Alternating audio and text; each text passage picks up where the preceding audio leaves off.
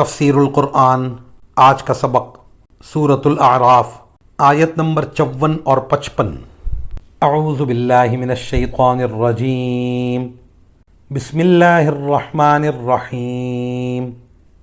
ان ربکم اللہ الذی خلق السماوات والارض فی 6 ایام ثم استوى علی العرش یغشی اللیل النہار یطلبہ حثیثا والشمس والقمر والنجوم مسخرات بأمرہ الا لہ الخلق والامر تبارک اللہ رب العالمین۔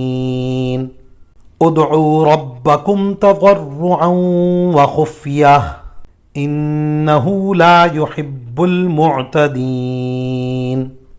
ترجمہ: یقیناً تمہارا پروردگار وہ اللہ ہے جس نے سارے آسمان اور زمین 6 دن میں بنا دیے، پھر اس نے عرش پر استوا فرمایا۔ وہ دن کو رات کی چادر اوڑھا دیتا ہے، جو تیز رفتاری سے چلتی ہوئی اس کو آ دبوچتی ہے، اور اس نے سورج اور چاند تارے پیدا کیے ہیں جو سب اس کے حکم کے آگے رام ہیں۔ یاد رکھو کہ پیدا کرنا اور حکم دینا سب اسی کا کام ہے۔ بڑی برکت والا ہے وہ اللہ جو تمام جہانوں کا پروردگار ہے۔ تم اپنے پروردگار کو عاجزی کے ساتھ چپکے چپکے پکارا کرو، یقیناً وہ حد سے گزرنے والوں کو پسند نہیں کرتا۔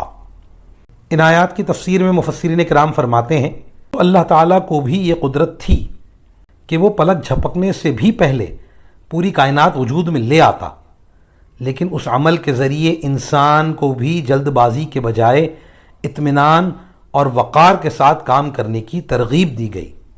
استوا عربی لفظ ہے جس کے معنی ہیں سیدھا ہونا، قائم ہونا، قابو پانا، اور بعض اوقات اس کے معنی بیٹھنے کے بھی ہوتے ہیں۔ اللہ تعالیٰ چونکہ جسم اور مکان سے پاک ہیں، اس لیے اس کے یہ معنی سمجھنا صحیح نہیں کہ جس طرح کوئی انسان تخت پر بیٹھتا ہے اس طرح معاذ اللہ تعالیٰ بھی عرش پر بیٹھے ہیں۔ استوا اللہ تعالیٰ کی ایک صفت ہے، اور جمہور اہل سنت کے نزدیک اس کی ٹھیک کیفیت اللہ کے سوا کوئی نہیں جانتا۔ مزید فرمایا کہ حد سے گزرنے میں یہ بات بھی داخل ہے کہ بہت اونچی آواز سے دعا مانگی جائے، اور یہ بھی کہ کوئی ناجائز یا ناممکن چیز طلب کی جائے جو دعا کے بجائے معاذ اللہ مذاق بن جائے۔ مثلا یہ دعا کہ میں ابھی آسمان پر چڑھ جاؤں۔